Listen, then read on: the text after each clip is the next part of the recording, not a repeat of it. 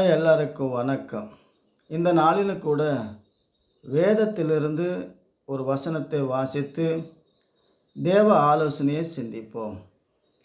அப்போஸ்தலனாகிய பவுல் ரோமருக்கு எழுதின நிருபம் 8வது அதிகாரம் 28வது வசனம். அன்றியும் அவருடைய தீர்மானத்தின்படி அழைக்கப்பட்டவர்களாய் தேவனிடத்தில் அன்பு கூறுகளுக்கு சகலமோ நன்மைக்கு ஏதுவாய் நடக்கிறது என்பதை அறிந்திருக்கிறோம்.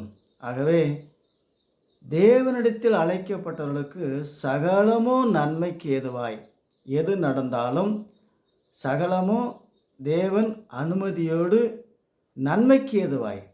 சாதாரணமாக ஒரு 100 ரூபா பணம் தொலைஞ்சி போச்சுன்னா அதிலிருந்து நாம் எச்சரிக்கையாக இருந்து 1000 ரூபாய் தொலையாத அளவுக்கு நம்ம எச்சரிக்கையாக இருப்போம். அதே போல் 1000 ரூபாய் நஷ்டம் வந்துச்சுன்னா 10,000 ரூபாய் நஷ்டம் வராதபடிக்கு நாம் கவனமாய் அந்த காரியத்தை செய்வோம். அதே போல் 10,000 ரூபாய் வாங்கி யாராச்சும் ஏமாற்றிட்டாங்க அல்லது யாராச்சும் எடுத்துகிட்டு போயிட்டாங்க, திருடிட்டு போயிட்டாங்க, 10,000 ரூபாய் நஷ்டம் வந்தால் 10 லட்ச ரூபாய் நஷ்டம் வராதபடிக்கு நமக்கு ஒரு எச்சரிக்கை. ஆகவே நஷ்டம் வந்தாலும் நன்மைக்கு ஏதுவானது.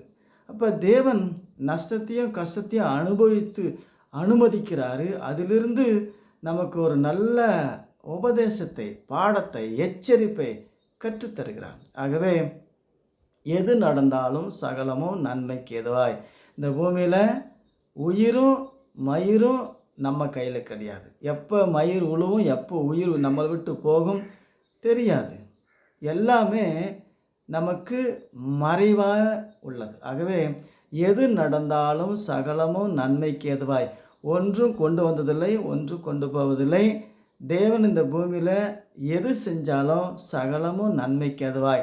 அன்றியும் அவருடைய தீர்மானத்தின்படி அழைக்கப்பட்டவர்களாய் தேவனிடத்தில் அன்பு கூறுகளுக்கு சகலமும் நன்மைக்கு ஏதுவாய் நடக்கிறது. ஆகவே எது நடந்தாலும் தேவனோடு நடக்கணும். தேவன் நமக்கு பல நேரத்தில் உயர்த்துவார், தாழ்த்துவார்.